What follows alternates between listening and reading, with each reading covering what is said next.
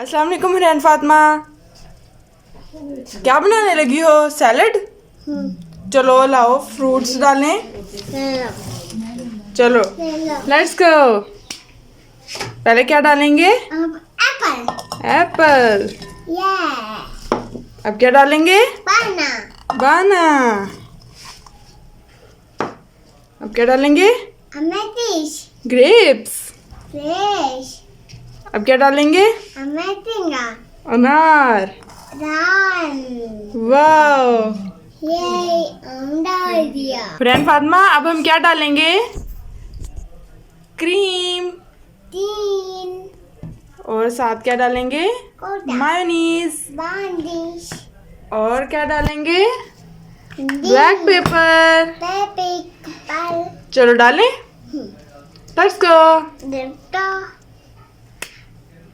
अब क्या करने लगे हैं हम?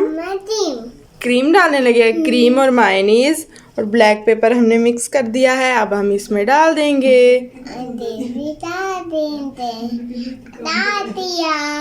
डाल दिया। अब क्या करेंगे? Mix mix mix.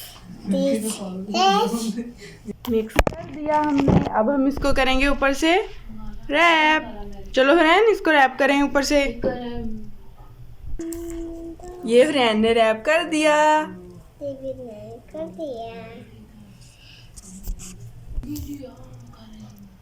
If you like our video, don't forget to subscribe our channel Hina Safa Vlog. Thank you.